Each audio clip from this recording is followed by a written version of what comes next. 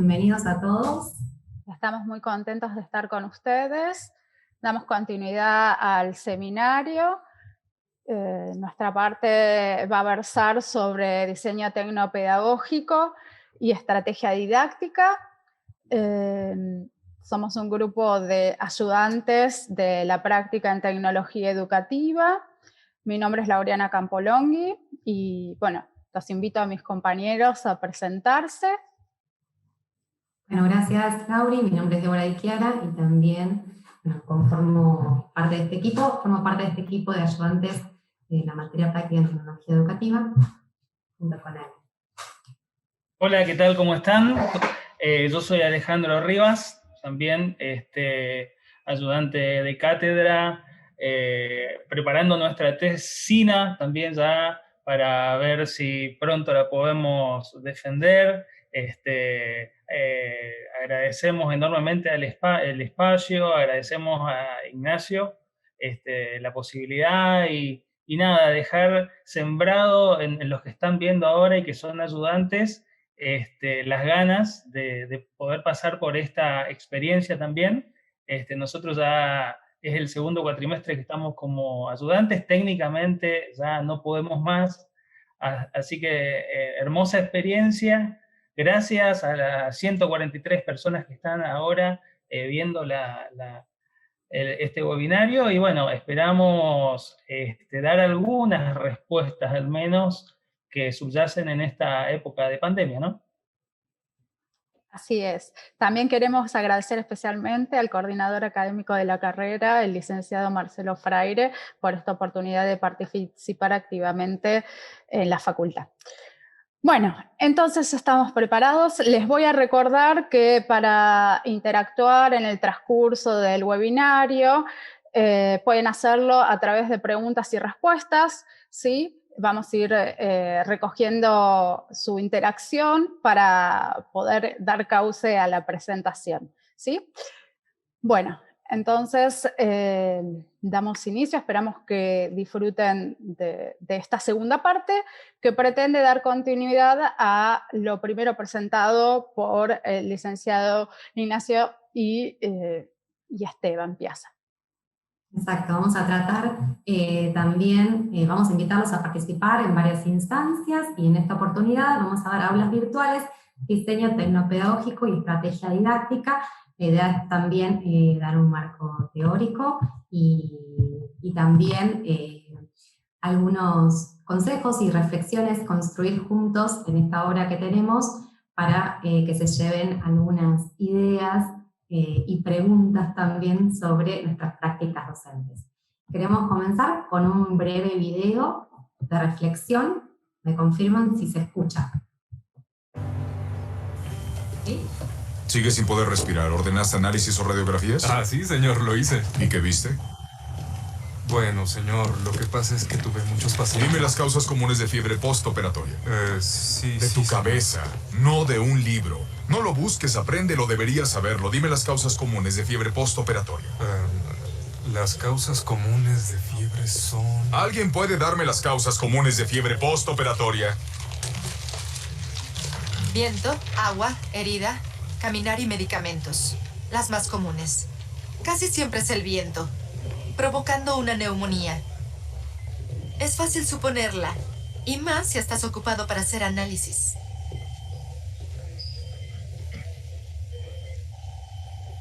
¿Qué es lo que está mal con 4B? La cuarta causa, caminar, es buena candidata para una embolia pulmonar. ¿Cómo lo diagnosticarías? Tomografía en espiral, perfusión pulmonar, proporcionar oxígeno, dosis de heparina y filtro de vena cava inferior. Haz lo que ella dice y dile a tu residente que ordené que quedaras fuera del caso. Te reconocería en cualquier parte, eres la viva imagen de tu madre. Bienvenida al juego.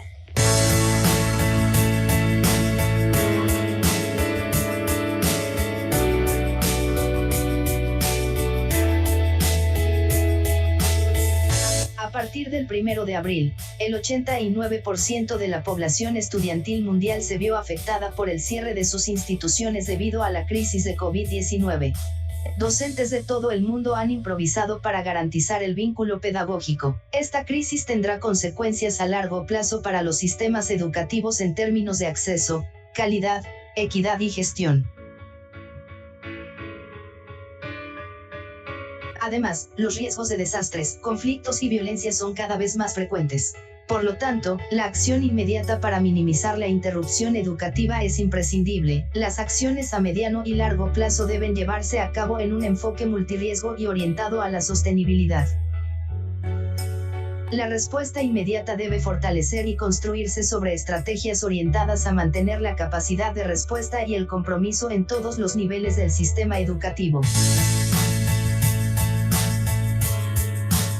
Esto exige que el sector educativo analice las capacidades y los recursos existentes para la reducción de riesgos, identifique y supere patrones de inequidad y exclusión. Quien se atreve a enseñar, nunca debe dejar de aprender. Primera jornada gratuita, sentidos y prácticas del tecnólogo educativo. Bueno, no debemos perder de rastro el contexto de la pandemia del COVID-19 que ha forzado a la población docente a virtualizar sus prácticas educativas, ¿sí? La pregunta que queremos situar en principio es esta cuestión: si la virtualización, la digitalización de los materiales didácticos tienen congruencia, presenta congruencia con lo que sería una modalidad de educación a distancia, ¿sí? Seguimos. Bueno, desde este contexto situacional se observa que tanto los docentes, estudiantes, ¿sí?, se encuentran estresados, frustrados por la cantidad de tareas que tienen que realizar, ¿sí? Como un poco nos contaban Esteban e Ignacio, la cantidad de tareas o textos que tienen que leer, ¿sí? Y esto nos plantea un problema, ¿sí? Porque esta mera virtualización, digitalización de los materiales no implica que nuestras prácticas sean significativas, con lo cual nos urge repensar estas prácticas que nosotros estamos planteando, ¿sí?, y en los entornos que tenemos disponibles debido a esta situación de pandemia. Adelante. Exacto. Entonces, primero, como decía Laureana, ¿no?, ver esta situación como una oportunidad para reflexionar y repensar nuestras prácticas docentes, los escenarios educativos que estamos proponiendo. Y queremos comenzar pensando, bueno, ¿cómo concebimos la tecnología? Y ya Ignacio y Esteban lo venían anticipando, ¿no? Y muchos de ustedes venían mencionando esta incrustación de la tecnología y demás, y queremos partir de este concepto, ¿no? Cómo concebimos a las tecnologías. Y creemos que es muy necesario poder corrernos de esta concepción instrumental de la tecnología, pensar a la tecnología como meros dispositivos electrónicos, como instrumentos vacíos que están desprovistos de esa intencionalidad que nosotros les ponemos al utilizarlas, ¿no? Buckingham nos ofrece esta mirada, ¿no?, de la tecnología como forma cultural. Y Pierre Levy también nos anima a corrernos de esta visión artefactual para así focalizarnos más en una cibercultura, en un ciberespacio donde nosotros, como usuarios de la tecnología, dotamos de intencionalidad, ¿no? Entonces, al momento también de utilizar la tecnología y de pensar en, bueno, rediseñemos nuestros escenarios educativos. Queremos innovar, pero de repente este profesor que vemos en esta historieta, que dice ser un profesor muy innovador, que dice que no puede dejar de innovar, ¿no?, y que vemos que está rodeado de tecnología porque tiene un dedo interactivo, una suma interactiva, una pantalla interactiva, usa un proyector, una PC, un micrófono, pero pensemos, ¿está innovando, está integrando esa tecnología de forma significativa o está incrustando, utilizando esa tecnología como un artefacto, pero no rediseñando ese espacio de aprendizaje? Entonces, cada vez que pensemos, nosotros es la reflexión que queremos proponer hoy a través de este webinar, cada vez que pensemos en utilizar tecnologías, en un proyecto educativo tecnológico, queremos invitar a que todos reflexionemos. Bueno, ¿se trata de una integración significativa o se trata de un proyecto tecnológico donde la tecnología adopta un rol protagónico y por supuesto se lleva a cabo en un contexto educativo? Pero, ¿qué estamos implementando? ¿Un proyecto educativo tecnológico o un proyecto tecnológico en un entorno? Entonces aquí les queremos preguntar a ustedes, animarlos a que compartan por el chat, de la mano también del concepto que compartieron Ignacio y Esteban, que nos ofrece Mariana Maggio, de lo que era tecnología educativa. Ella también plantea estos dos escenarios, ¿no? La integración genuina de la tecnología y la incrustación de tecnología. Entonces, cuando hablamos de esta inclusión forzada de herramientas tecnológicas, donde la tecnología es protagonista, donde se pierde, se diluye el verdadero sentido pedagógico. Les preguntamos a ustedes, ¿de qué estamos hablando? ¿De incrustación o de integración genuina? Y por otra parte, si hay una intención pedagógica, ahora vamos a mencionar algunos modelos que podemos tener en cuenta si deseamos integrar las tecnologías. Si hablamos de una intención pedagógica, donde tenemos en cuenta los procesos de enseñanza y aprendizaje para enriquecer estas prácticas, ¿de qué hablamos? ¿De incrustación o de integración genuina? Miguela nos está diciendo que la primera implica la incrustación, ¿sí? Perfecto.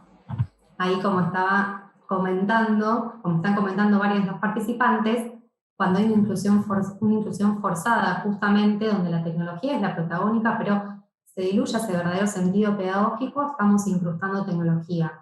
Mientras si justamente podemos ver esa intención pedagógica, hay una integración genuina de lo que es la tecnología. Entonces. Excelente. Bueno, gracias Debbie, gracias Laureana.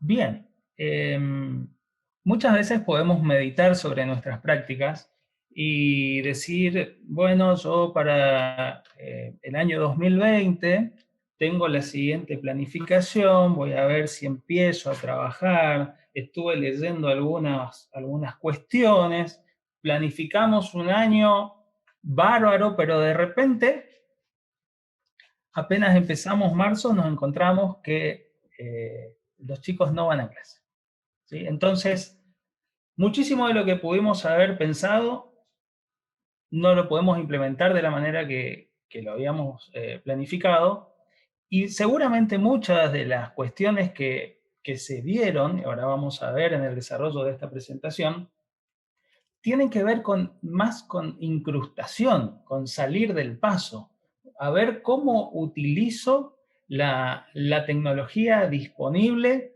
para garantizar el vínculo pedagógico. Eso es lo que se vio en grandes rasgos. La verdad, yo soy de la provincia de Misiones y les puedo decir que se pudo salvar la situación, ¿sí? Pudimos establecer el vínculo con el alumno, que es lo importante, ¿no? Ahora, resulta ser que tenemos que seguir trabajando, tenemos que mejorar nuestras prácticas, y muchísimos docentes para poder, nosotros queremos darle algunas herramientas para que sus prácticas sean fundamentadas en teorías, que los acompañe para decir, mira, yo voy a hacer un aula virtual en la cual va a tener un foro, y ahí voy a buscar cierto manejo con el alumno, voy a buscar una reflexión, una metacognición, ¿sí? Cada una de las herramientas que vamos a ir desarrollando ahora debería tener un porqué. Eso es lo que nosotros queremos darle. Porque yo le puedo garantizar que cuando el docente sabe lo que hace y puede fundamentar su práctica, lo va a hacer con muchas más ganas y va a hacer mucho mejor también, ¿sí? Nuestra función como tecnólogos educativos muchas veces es asesorar al docente y ser un poco el que escucha qué quiere hacer, cómo quiere hacer, y plantear algunas alternativas, sugerencias. Desde ya les voy diciendo que nos vamos a ir comunicando por el chat, no está habilitado, al lado dice una Q, la letra Q y una letra A, que es preguntas y respuestas, ¿sí? El docente, por favor, vaya tomando un lapicito, una hojita, vamos a hablar algunas cuestiones que son muy importantes, ¿sí? Bien, probablemente lo último que hayan escuchado sobre pedagogía es hablar de un aprendizaje significativo, ¿sí? Teorías constructivistas, y de ahí al día de la fecha se han elaborado nuevas teorías, por ejemplo, el conectivismo. Para empezar a hablar de conectivismo, podemos empezar por varios lugares, ¿no? Nosotros decidimos plantear qué pasó con la web. La web en un momento era 1.0 y de repente pasó a ser 2.0. ¿Cuál es la diferencia? La web 1.0 se parecía a una radio, en la cual era unidireccional, ¿sí? Una radio puede emitir y tenemos a un receptor, simplemente puede escuchar, no puede decir, no puede pensar, no puede devolver qué es lo que piensa, ¿sí? Sin embargo, la web ha evolucionado a una web 2.0, en la cual ese oyente de radio ahora resulta ser que puede tomar lo que escuchó, tomar lo que investigó y convertirse en un prosumidor, ¿sí? ¿Qué es eso? No solo consumo, sino que también produzco material, ¿sí? Estaba viendo, por ejemplo, este domingo salió un artículo en el diario en el cual un ingeniero hacía referencia a un texto de la pandemia y decía, hay que empezar con el martillo y después seguir con la danza, ¿sí? Ese ingeniero que hizo una nota simple, jamás pensó que se convirtió en el trending topic, ¿sí? Más de 40 millones de personas le gustó lo que escribió. Y él mismo dice, pucha, a través de las redes jamás pensé que esto iba a pasar, ¿sí? Eso es un poco el ejemplo de lo que es ser prosumidor. No solo consumo, sino que también produzco. Atención a estas palabras porque en la próxima diapositiva vamos a hacer algunas preguntas, ¿sí? El padre del conectivismo es George Siemens, y vamos a hablar de algunos autores que nos van a permitir establecer puentes. No podemos dejar de lado a Nicolás Bourboulez, que nos dice que el aprendizaje es ubicuo. ¿Qué significa ubicuo? Ubicuo significa que si tenemos un celular y conectividad, es a cualquier hora y en cualquier lugar, ¿sí? ¿Cuál es la importancia de la hora y el lugar? Se rompieron los espacios, se rompieron los lugares, el aula ya no tiene paredes y resulta ser que tenemos que llegar a esos alumnos pensando, ¿sí? Cuando nosotros hacemos nuestras clases, por ejemplo, nos dimos cuenta, queríamos dar clases como eran antes, de la 1 de la tarde hasta las 6, y no podíamos porque el alumno usaba el celular del papá y el papá volvía del trabajo a las 8 de la noche, ¿sí? Es algo interesante para tener en cuenta porque cuando vamos a diseñar el aula virtual tenemos que pensar entonces que la conectividad del alumno no es la misma que el horario que tenía en el aula. Voy a ir avanzando.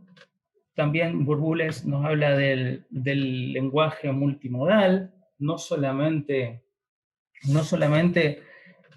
piensen en PDFs cuando van a generar su contenido, traten de poner videos, infografías, apelar a las inteligencias múltiples que nos habló Gardner.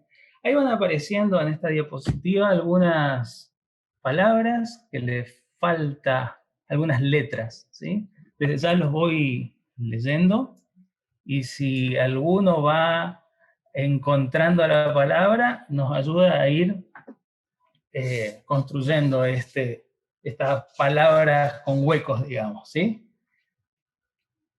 Sí, María Ángeles nos dice que la primera es prosumidor. Genial. Miguel Florentín nos dice multimodal, ubicuo. También Daniela dice prosumidor. Elsa nos agrega aprendizaje cooperativo y colaborativo. Ubicuo, nuevamente Andrea. Mabel multimodal. Miguela cooperativo. Buenísimo, buenísimo. Mabel, Miguel, ¿sí? Un saludo a Daniela, que también está participando. Bien, hemos concluido esta diapositiva. Evidentemente se ha entendido el concepto. Son algunos de los basamentos en los cuales tenemos que pensar a la hora de nuestras nuevas prácticas.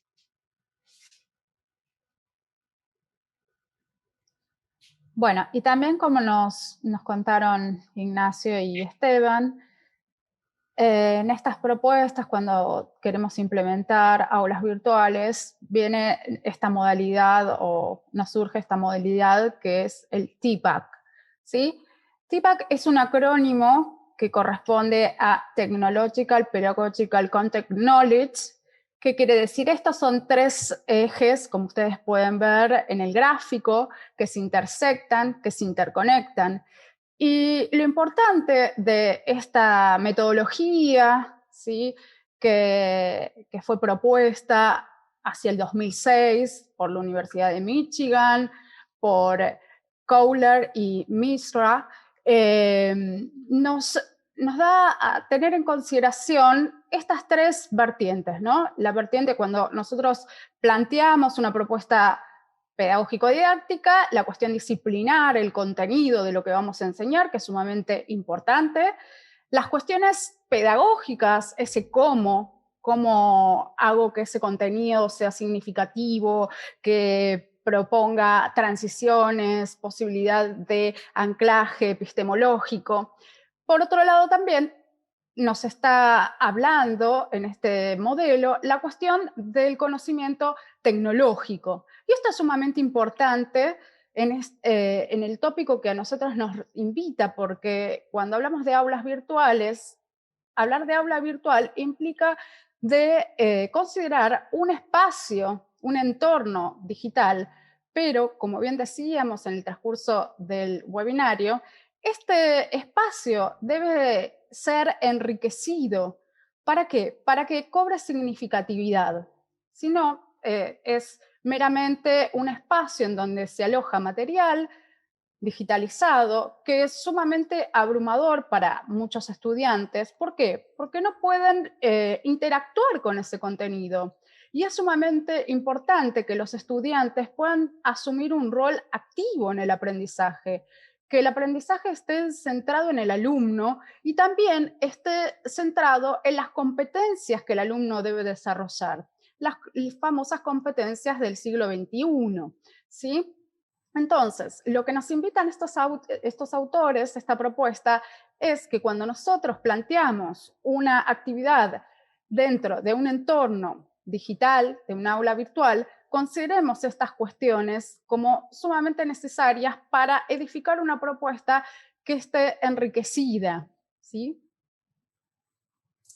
Y de la mano, tal como decía Ignacio, quizás necesitaríamos un webinar entero para ahondar en estos modelos, pero quisimos acercárselos de una forma bastante resumida, como para que los ayude en el momento, quizás, como decíamos, de repente estamos virtualizando la presencialidad, y entonces, ¿por qué no reflexionar e integrar tecnología de forma significativa? Y pensamos que tal vez el tener estos modelos, o al menos una aproximación bien cortita, bien sencilla, que ustedes puedan seguir investigando como prosumidores que son sobre estos modelos, les puede ayudar a integrar de forma significativa las tecnologías. Y por eso también queremos acercarles este otro modelo propuesto por Rubén Puentedura, que es el modelo que propone diferentes niveles de integración de tecnologías. Y en ese sentido, habla de 4 niveles,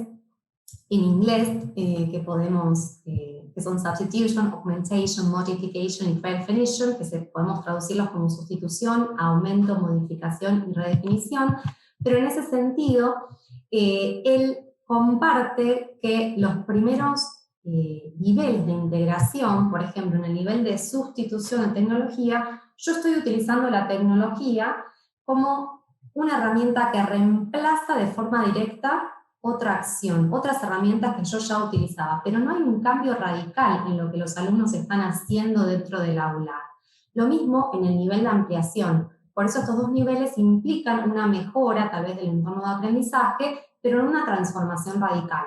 Entonces, de repente, yo acá puedo utilizar la tecnología como una herramienta que reemplace directa y hay una pequeña mejora funcional, pero la tarea sigue siendo esencialmente la misma.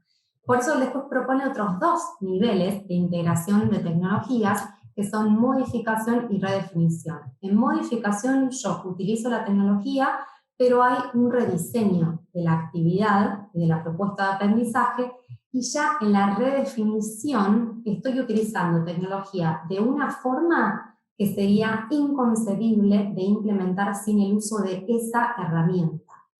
Entonces ahora, quizás como son demasiados niveles, queremos ofrecerles algunos ejemplos para que ustedes vayan pensando en qué nivel estamos actuando. Si estamos hablando de una sustitución, ampliación, modificación o redefinición en este sentido, entonces lo vamos a ir compartiendo y Laura y Wale me ayudan con los comentarios en preguntas y respuestas.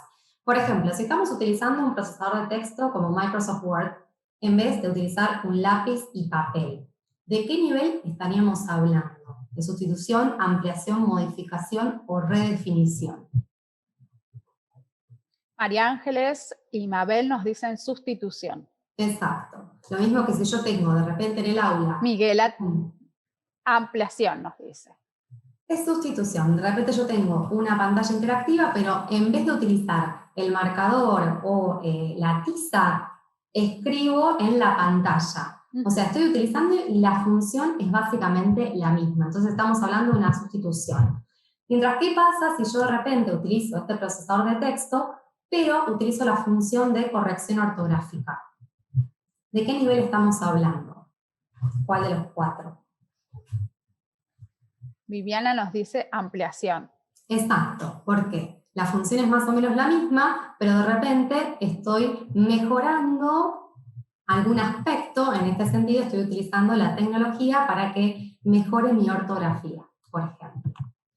Si pensamos en proponerles a los alumnos que ellos creen un documento colaborativo, como puede ser un Google Doc o una presentación en Google Slides, y que ellos, no sé, un alumno en Misiones, otro en Jujuy, otro en Santa Cruz, trabajen de forma colaborativa en ese documento y que de repente dejen comentarios o creen colaborativamente una presentación o un documento. ¿De qué estamos hablando en ese sentido?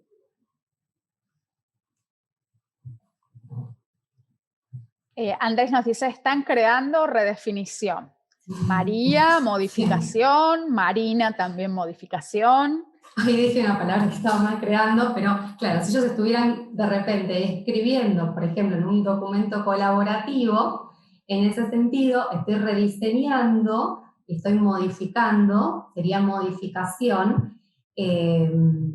Por supuesto, ahí yo dije crear, ahí confundí. Pero sí, de repente, yo les pido a ellos que creen un post en TikTok o en Instagram promocionando algún aspecto que estuvimos viendo, trabajando transversalmente con otras materias, y que luego compartan ese post, ese posteo, en las redes de la institución o que lo suban a un Padlet y demás. En ese caso, estaríamos hablando de redefinición, nos dice Laura. Exactamente, una redefinición donde ellos estarían creando y a través de, bueno, Eliana también, redes sociales o diferentes herramientas con las que antes no contábamos y sería imposible sin el uso de la tecnología poder pensar en implementar una de estas tareas.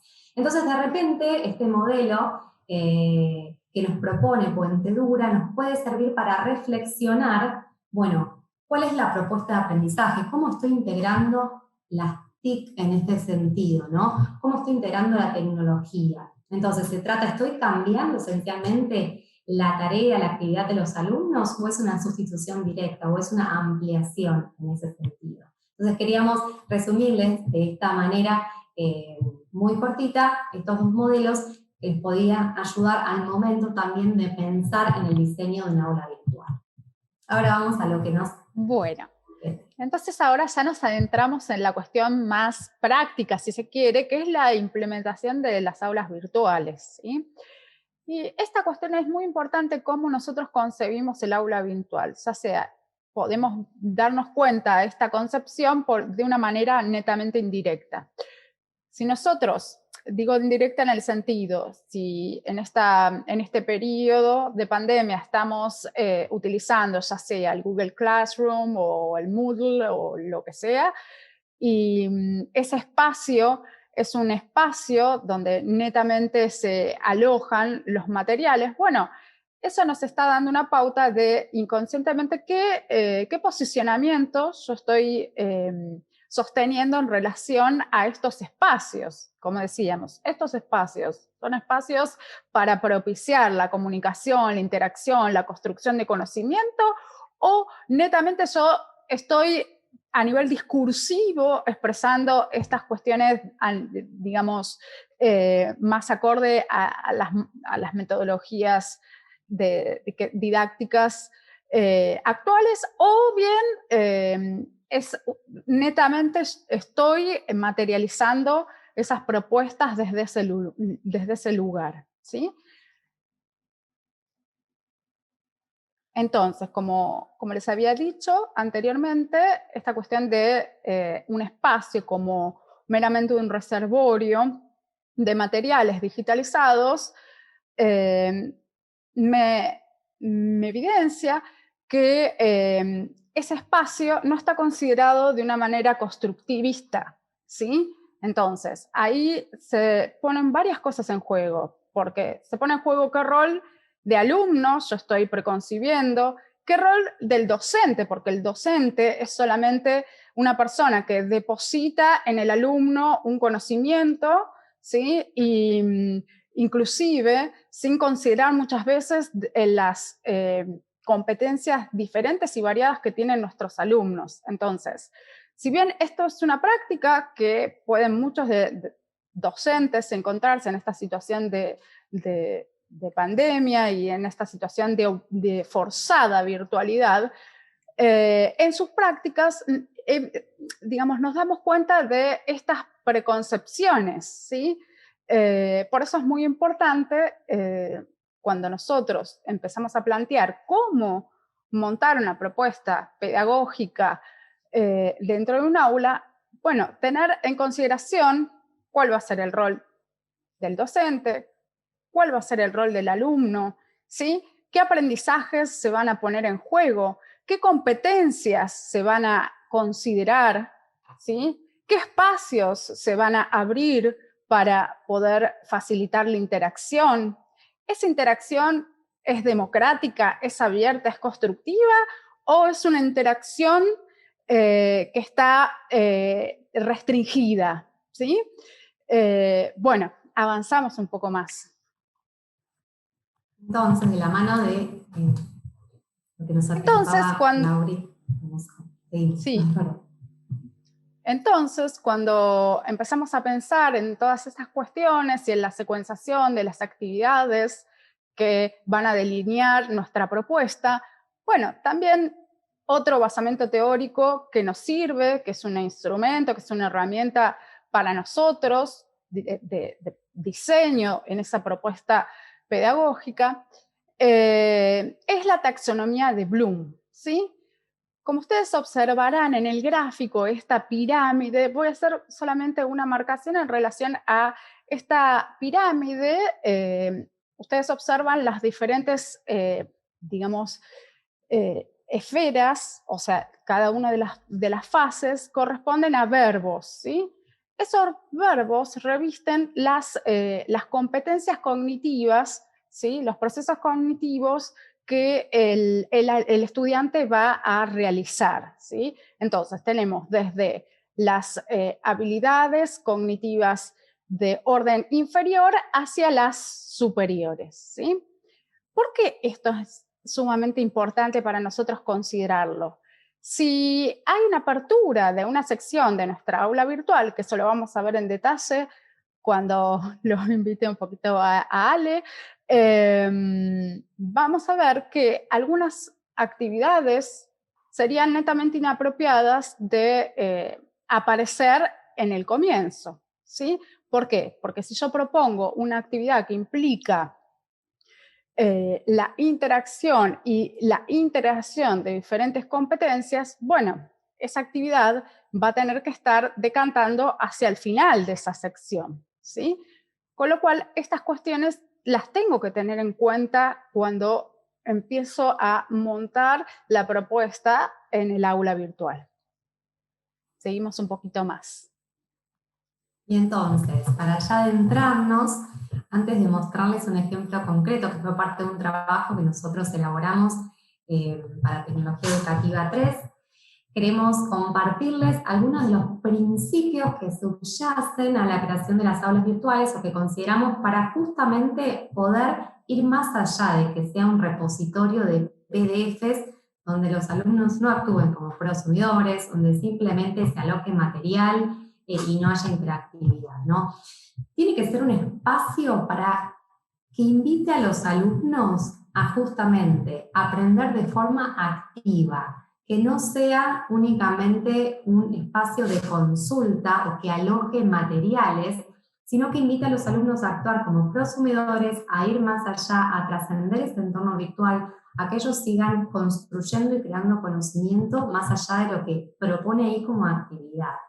Por supuesto que también creemos que es una gran oportunidad para un trabajo transdisciplinar, para integrar a otras materias, pero también para ir más allá de esa mirada contenidista, ¿no? Y trabajar un poco en el desarrollo de habilidades en los alumnos, donde ellos otra vez vayan creando conocimiento, pero trabajando de forma colaborativa, desarrollando su creatividad, su pensamiento crítico, y donde nosotros como docentes podamos corrernos de nuestro rol meramente expositivo, que comparte un PDF o que comparte una presentación en una clase virtual, y sino poder transformarnos en facilitadores digitales, en guías, en mediadores, en curadores de contenidos, para poder posicionar al alumno en el centro de ese aprendizaje y que sea el alumno el protagonista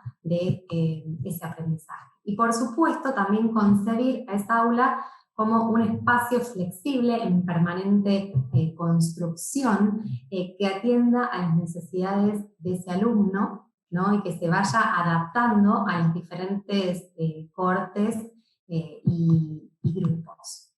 Y entonces lo pensamos, para ahora pasar al entorno. ¿Cuáles podrían ser las principales funciones de esta aula, ¿no? Creemos que si queremos corrernos de que sea un mero repositorio de PDFs, podemos también plantearlo como un espacio donde los procesos de enseñanza y aprendizaje, este vínculo que generamos con los alumnos y los alumnos entre sí, sea un espacio organizado, ¿no? Que me permita a mí organizar todo ese espacio y entorno virtual de aprendizaje, ¿no? Donde yo pueda de repente compartirles una agenda, donde pueda compartirles un calendario, donde pueda compartirles los objetivos de aprendizaje que me propongo para ellos, las expectativas de logro para mis alumnos, y que ellos puedan de esa manera apropiarse y adoptar un rol activo. Pero también puede traducirse como una herramienta de comunicación e interacción. ¿Por qué no utilizar y transformar esa aula para organizar, para comunicarme con mis alumnos, pero para también fomentar ese vínculo con mis alumnos, pero también entre ellos, que sea un espacio donde, ya que ahora no tenemos la presencialidad, que es un espacio de intercambio entre ellos? ¿Por qué no crear también espacios como una cafetería virtual donde los alumnos puedan seguir en contacto, compartir sus intereses e ir más allá del contenido o de los objetivos de aprendizaje que yo tengo como docente, ¿no? Por supuesto, donde pueda reunir allí todas las actividades o más bien, como se llama ahora, la secuenciación de tareas, todos los trabajos propuestos o los proyectos que proponga para el curso. Por supuesto también que sea un espacio donde pueda compartir diferente contenido, diferentes archivos, pero también que pueda concebirlo como un espacio donde pueda monitorear ese progreso del aprendizaje del alumno. Que no se transforme únicamente en, la clase sincrónica, el espacio donde yo hago una evaluación formativa de mis alumnos. Puedo proponer infinidad de repente espacios dentro de mi aula virtual donde pueda hacer un monitoreo del progreso del aprendizaje de mis alumnos y ellos también pueden hacer esa metacognición, esa autoevaluación de cómo se están desempeñando en este lugar, ¿no? Y también, como decíamos, puede ser un espacio de sociabilización para que los alumnos sigan comunicados entre ellos. Entonces, ahora sí, vamos a ver las herramientas útiles en un aula virtual.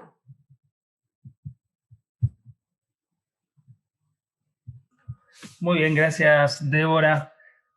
Aquí en esta diapositiva simplemente vamos a mencionar 4 que no pueden faltar y luego vamos a ir a un ejemplo donde aparecen muchas más, ¿sí?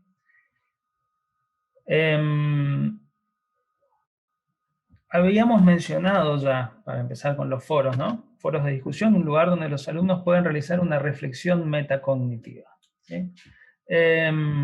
Laureana mencionó que lo que se ha visto en mayor medida en este afán por establecer el vínculo pedagógico con el alumno, todos los docentes empezaron a mandar tareas en formato PDF, y si algún alumno tenía alguna duda, bueno, otro PDF, esa es una buena manera de sacar las dudas. Bueno, no está mal un PDF, de hecho ahora vamos a ver cómo tendría que ser, pero seguido al material debería haber. Lo que nosotros vamos a comentar es la experiencia que hemos tenido de lo que aprendimos a lo largo de la carrera y de lo que pudimos implementar en el desarrollo de nuestra profesión.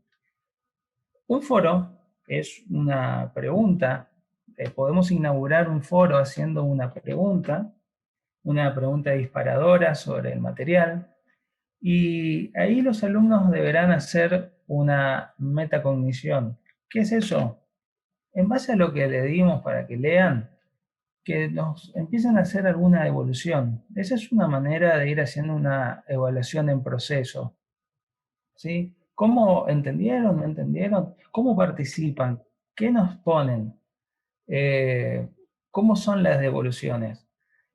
Muchos docentes que piensan que un foro debería ser un espacio formal en el cual se arme una discusión rica y que haya devolución donde todos participen. Muchas veces no hay devoluciones que van concatenadas unas con otras. Cuando pasa, deberíamos festejar, ¿sí? Cuando pasa que un alumno entra al foro y responde lo que otro alumno planteó, bueno, eso sería lo mejor. Pero aún así, cuando haya intervenciones individuales, también son bienvenidas porque podemos ver qué es lo que está pasando, ¿sí? En esto debemos, es lo que dijimos al principio. Vamos a poner un PDF y vamos a hacer un foro y vamos a buscar estos resultados, ¿sí? Y lo hago por esto, lo hago porque quiero que se dé esto, ¿sí? Y obviamente algunas plataformas tienen la posibilidad de que el alumno se entere que estamos ahí, que vimos lo que puso y podemos darle una pequeña devolución. Siempre la retroalimentación es importante. Pasamos a la derecha, tenemos las actividades interactivas que ahora vamos a ver los paquetes SCORE que se hacen con un programa que se llama Excel Learning, que es un software de autor donde realmente tiene una potencialidad increíble para poder trabajar con las plataformas. abajo podemos leer receptáculo de tareas, ¿sí? Pregúntenle a un docente cómo está recibiendo las tareas y le va a decir que a través de WhatsApp, que muchas veces las fotos no tienen la definición que ellos quisieran, a veces están de costado, y también en todo este tiempo se le habrá tildado el teléfono, perdiendo todas las tareas que el alumno mandó, ¿sí? Con la responsabilidad que eso lleva, ¿no? Tener que pedirle a los alumnos de vuelta no es algo muy lindo. Es por eso que estas plataformas y aulas virtuales se convierten en herramientas para poder administrar mejor este vínculo con el alumno. Aquí vemos también que dice la evaluación en línea, ¿sí? Y de vuelta hacemos hincapié rompiendo los límites de tiempo y espacio, ¿sí? Ya tenemos que dejar de pensar que el alumno va a estar sentado el lunes a las 14 horas, porque a las 14 horas era mi aula, era mi hora cátedra. Bueno, era, ¿sí? Era. Porque si bien en ese momento él estaba en la escuela, estaba en un aula, ¿sí? Y estaba concentrado y contenido en un lugar que ahora probablemente no sea el mismo lugar, ¿sí? Ahora el alumno o está en la casa con todo el ruido que va a tener con los hermanitos, con los padres, si es que está en la casa. Porque en una de esas, como no va a la escuela, el padre se lo lleva porque tiene que ayudarle en el trabajo, ¿sí? Ha cambiado la dinámica. Es por eso que estas cuestiones de tiempo y espacio tienen que ser tenidas en cuenta.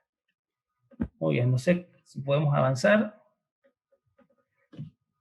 Bien, esto vamos a ir presentando. Yo voy a pedir permiso para compartir la pantalla. Y adelante, Ale. Buenísimo.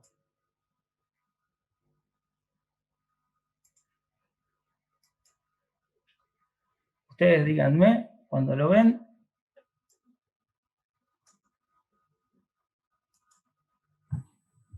Se está cargando, ahora sí. Ahí ya aparece, sí. Ahora podemos verlo, Ale.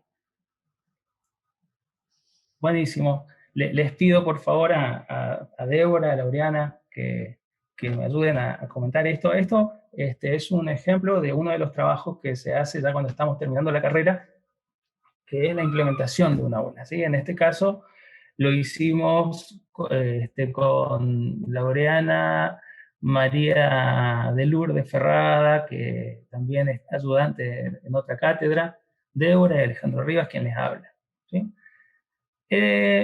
La propuesta que hace el profesor es que tenemos que desarrollar un aula virtual en un contexto de, en este caso, un nivel superior, y nos pone el desafío de a ver cómo encaramos el tema. Se supone que un colegio de nivel terciario, ¿no? Dice que necesita un tecnólogo educativo y que le expliquemos cómo desarrollar un aula virtual. Para eso hacemos como un ejemplo, una demostración. Y aquí es el resultado de lo que se hizo el año pasado, que lo retomamos porque ahora nos sirve para poder dar un ejemplo de esto que venimos hablando, ¿sí?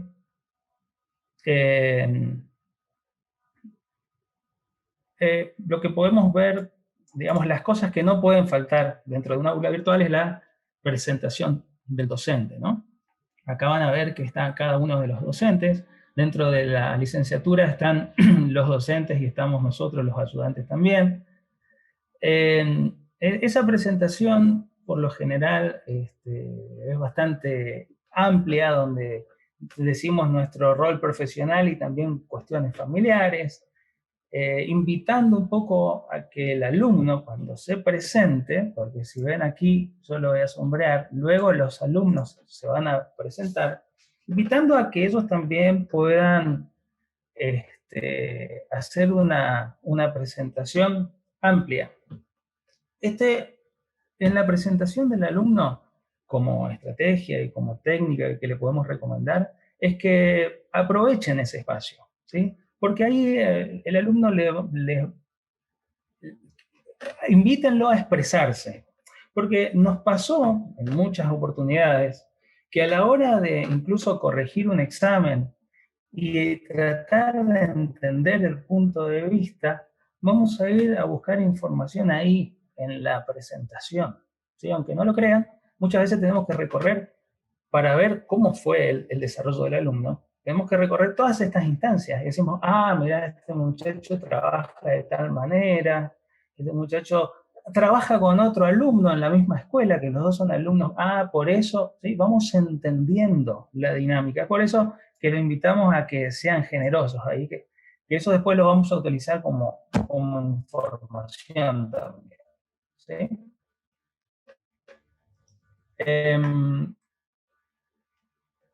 Arranca la unidad número 1, en este caso, ¿sí? Ustedes ahora obviamente van a ver muchísimas cosas cargadas. Cuando arrancan el aula no están todas las cosas cargadas, vamos cargando de a una para que el alumno no se asuste, ¿no? Y lo primero que cargamos es ese famoso PDF, ¿sí? Que lo vamos a abrir un segundo para mostrar algunas características de ese PDF. Por empezar, algo que me gustaría compartir con ustedes es que la unidad número 1 tiene un PDF de 10 páginas. Y en 10 páginas tratamos de sintetizar la unidad. ¿Sí? Digo esto porque también vemos que en el afán de querer establecer el vínculo con el alumno, los profesores en la primera unidad le tiran 3 libros de 230 páginas cada uno, completo. ¿Sí? Y muchas veces también con tipo una fotocopia que está de lado, no tiene ni siquiera una resolución como para decir que lo voy a pasar a OCR, ¿no? Entonces, esta cuestión de generar un material con no más de 10 páginas, que tenga un formato, que tenga un estilo, ¿sí? Esto, la escuela, el instituto debe ponerse de acuerdo entre sus docentes para poder decir, bueno, mira, la letra va a ser tal, con tal tamaño para los títulos, vamos a poner el logo, vamos a numerar las páginas, ¿sí? Cuando ponemos subtítulos lo vamos a poner de otro color, si usamos una iconografía va a ser tal, ¿sí? Todas esas cuestiones son importantes y tienen que tenerse en cuenta. Así el alumno va tomando también identidad y sobre todo va tomando un modelo. Y como tercera cuestión importantísima, ese PDF, por favor, si después vamos a pedir que el alumno sea prosumidor, si vamos a pedir que no cometa plagio, ¿sí? Nosotros también debemos dar el ejemplo en ese aspecto. Así que a la hora de preparar los materiales de nuestra unidad, es importante que lo mastiquemos, que lo pasemos en limpio, si vamos a usar las citas que estén bien referenciadas, la bibliografía consultada que esté al final, ¿sí? Es importante porque después, cuando le vamos a pedir que el alumno produzca, tenemos que obrar en consecuencia, ¿no? Chicas, si quieren aportar, bienvenidas sean, ¿eh? Sí, hay una consulta de Laura, dice, pregunta, ¿es un software para crear un aula virtual tipo Moodle? Esto que estamos presentando. Bueno, buenísima pregunta. En este caso nosotros estamos trabajando con un aula virtual que se llama Moodle, muy bien, acertó, y está disponible de manera gratuita en la web. ¿A dónde? Voy a abrir una pestaña. Hay varios, pero nosotros decidimos utilizar genomio.com. ¿Sí? Es súper sencillo. Cuando ustedes entran a la página, les va a preguntar cómo que quieren que se llame su aula. Y su aula se puede llamar entonces aula de biología, por ejemplo, ¿no? Esa va a ser su dirección, auladebiología.genomio.com. Una dirección de mail les va a pedir y en qué lenguaje quieren. Obviamente nosotros vamos a elegir español, ¿no? Con esos tres datos, y diciendo que están de acuerdo, les va a llegar al correo electrónico, a su bandeja de entrada, todos los datos para que ustedes puedan empezar a trabajar con esta plataforma, ¿sí? Graciela pregunta si Moodle es gratis. El Moodle corresponde a lo que es software libre. De hecho, tenemos una materia que se llama software libre en el cursado. El código lo hizo un muchacho que se llama Martínez, un australiano, que se dedicaba a la programación, se dedica a la programación, porque todavía vive. Y un día lo invitaron a trabajar en una escuela. Cuando llegó a la escuela, hace más de 15 años de esto, se vio cómo la escuela estaba reticente a incorporar tecnología y dicen, bueno, miren, yo voy a diseñar una forma de que ustedes puedan interactuar con los alumnos y voy a dejar el código libre, abierto, para que otros programadores del mundo me ayuden, y así surgió Moodle. Ustedes pueden entrar a moodle.org y van a poder descargar el código, van a poder, si son programadores, van a poder colaborar con el desarrollo del código, tienen tutoriales, hay varias cosillas ahí para ver, muy interesante. Bien, seguimos. Hoy en la primera presentación hicieron una pregunta de cómo encarar la educación en contextos en el cual quizás el material de lectura no sea el más adecuado, ¿sí? Nosotros lo mencionamos, nosotros vamos a responderle a esta persona que trate de buscar bibliografía de Gardner, ¿sí? Él habla de las inteligencias múltiples, ¿sí? Inteligencias múltiples significa utilizar no solo la lectura, utilizar los sentidos, ¿sí? Le podemos dar un audio, podemos darle un podcast, podemos darle un video, podemos darle en este caso, por ejemplo, este mismo material que vimos recién como PDF, gracias Debbie, lo podemos ver con una infografía, por ejemplo, ¿sí? Es de alguna manera resumir lo que pusimos en el PDF de una manera visual, ¿sí? Estas cosas así muy lindas se hacen con un software, por ejemplo, que se llama Canva, que nos ayuda en la parte gráfica a hacer cosas así lindas y muy hermosas con muy poquitos conocimientos de diseño gráfico. Voy avanzando porque nos queda muy poquito tiempo. Por supuesto, una vez que, como dijo Laureana, presenté estas cuestiones que para Bloom son básicas, ¿sí? En el cual el alumno puede recordar, ya lo invito a un foro en el cual pueda participar, le hago una pregunta disparadora y ahí los alumnos van haciendo sus aportes, ¿sí?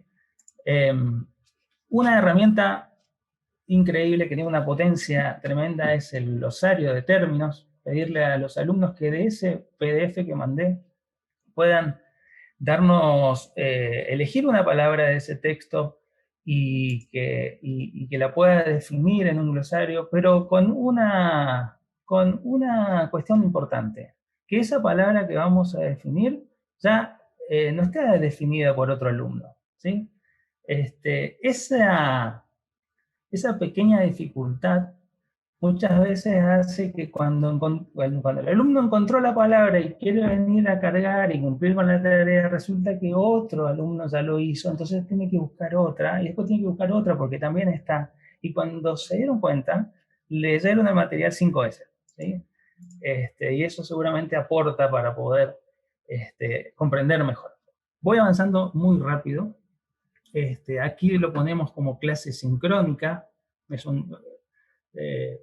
Se dice qué día, en qué horario se va a dar la clase por videoconferencia. Dentro del blog de la UTN van a encontrar un webinar que habla específicamente de cómo tienen que ser las videoconferencias, así que lo pueden buscar ahí, ¿sí? Pero es importante que esté dentro del aula esta información, ¿sí? Porque esto nos unifica. Hablamos de paquetes SCORM, lo muestro en un segundo. Son actividades que nos dejan retroalimentación de una manera inmediata, ¿sí? Por ejemplo, acá los alumnos tienen una actividad desplegable donde tienen que elegir las respuestas y automáticamente nos dicen si está bien o está mal. Bueno, yo en este caso puse mal las tres, ¿sí? Aquí, ¿sí? Bueno, acá acerté 100%. Esto de poder tener esa retroalimentación inmediata es impresionante, como le ayuda al alumno para, bueno, aquí acerté una. Para poder, a partir del error, que ese error se convierta en una oportunidad de aprendizaje. 2 temitas más y cerramos. Rúbricas de evaluación. Un alumno que está solo, más ahora en este contexto de pandemia, tiene que poder autoevaluarse antes de mandarnos a nosotros a la evaluación. ¿Sí? Acá, por ejemplo, tengo el ejemplo de rúbrica de evaluación del parcial de tecnología y desarrollo. ¿Qué es esto? Lo que se espera. Nos dice el profesor, tu parcial va a tener una introducción, va a tener conceptos, relación entre conceptos, presentación. Y cada una de esas cuestiones va a tener un puntaje. Y según cómo lo hiciste, ya antes de mandar, puedo agarrar esta tablita y decir, ah, mira, acá esto dice bien, acá esto hizo mal. Y es la tablita en la cual nosotros mismos después vamos a utilizar para evaluarlos a ellos, ¿sí? Y acá no hay posible error a malas interpretaciones, porque está bien definido qué es lo que nosotros queremos en cada uno de los ítems que le presentamos, ¿sí? Acuérdense que el alumno en este momento está en un contexto en el que está solo, entonces tiene que sí o sí poder tener algunas herramientas para apalancarse. Por supuesto, por último, también tiene una forma de hacer evaluación, en el cual ustedes pueden generar un banco de preguntas con 100 preguntas. Cada vez que un alumno entra, esas preguntas van a ser al azar seleccionadas y es casi imposible que le toque 2 parciales iguales a distintos alumnos. Van a encontrar dentro de los webinarios que ya dieron en UTN potencias como los simuladores, web labs, y también aprendizaje basado en proyectos. Nosotros nos hemos quedado sin tiempo, así que desde aquí yo los saludo y dejo sí, que las acá chicas... también Ale nos está consultando. Alguien quisiera saber las desventajas y ventajas de la plataforma Google Classroom, que, bueno, para esta presentación no nos entra, pero bueno. En forma sintética, yo les diría, hay muchísimas cosas que no tiene el Classroom, pero como dijimos al principio, ¿sí? Hoy me dijeron, Roberto, ¿pondrías un Classroom? Mira, si no tengo nada, me sirve. Si me amaño un poco, veo que puedo tener un Moodle en forma gratuita, ¿sí? Pero si soy, por ejemplo, director de un establecimiento, busco una plataforma en la cual pueda ver todos mis docentes cómo trabajan, todos los alumnos, cómo están avanzando. Así que, sucintamente, es esa la respuesta. Bueno, y entonces para finalizar, queríamos preguntarles, comparto nuevamente pantalla, y queríamos invitarlos también nuevamente a que se sumen a un Menti con este código 8243649, y no vamos a construir una nube de palabras en este caso, pero queremos leer algún consejo, algún tip, alguna idea que se hayan llevado o algún contenido que hayan agendado en estas 2 horas que estuvimos compartiendo y reflexionando juntos. Permítanme compartirles aquí la pantalla. Entonces, los esperamos con sus ideas, con tips y contenidos que se llevan. Pueden elegir uno, ¿no? David, claro. Pueden elegir uno, algo que hayan contribuido en este webinario.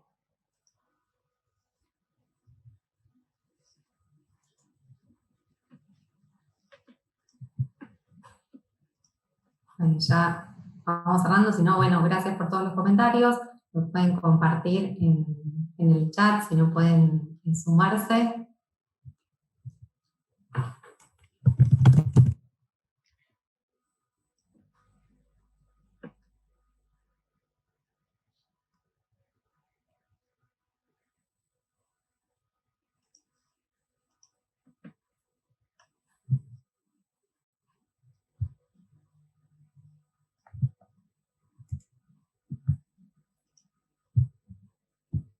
Acá pueden ver que les compartimos también por el chat, que es www.menti.com, el código es 824364. Nos está Miguel diciendo aprendizajes muy significativos.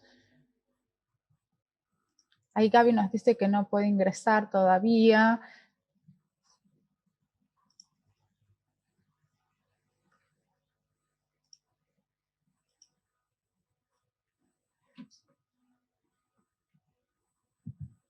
Sí, Debbie dice que está cerrada la votación, pero pueden hacerlo por aquí entonces, en preguntas y respuestas.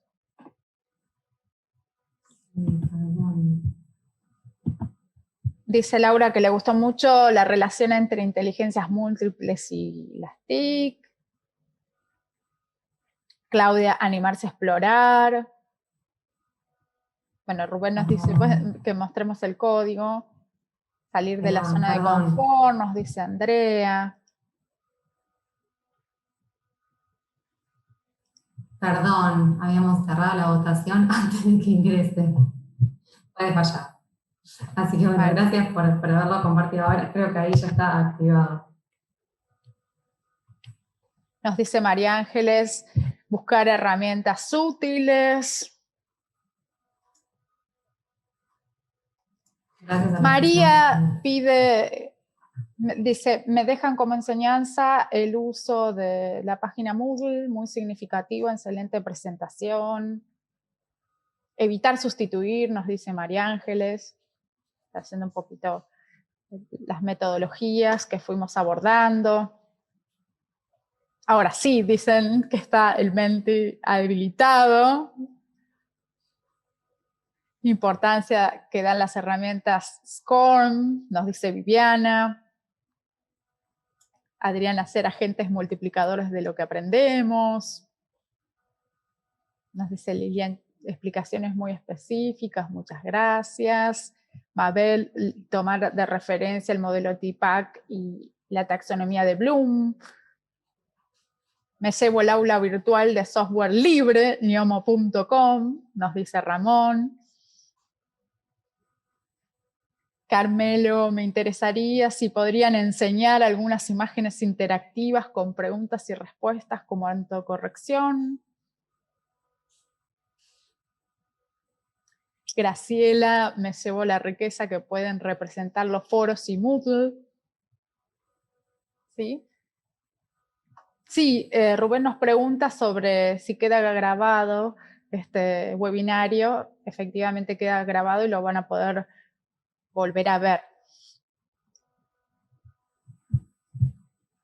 Bueno, muchas gracias a todos. Les agradecemos la participación, interactividad, por haberse quedado hasta el final, luego de estas 2 horas de reflexión y construcción entre todos. Nuevamente, gracias por el espacio, UTN, gracias Marcelo, gracias Ignacio y Esteban por la generosidad infinita que tienen para con nosotros como ayudantes de cátedra. Así que bueno, sin más, muy felices de haber podido participar de esta jornada. Concuerdo, Debbie vocera. Muchas gracias. Sumamente agradecidos.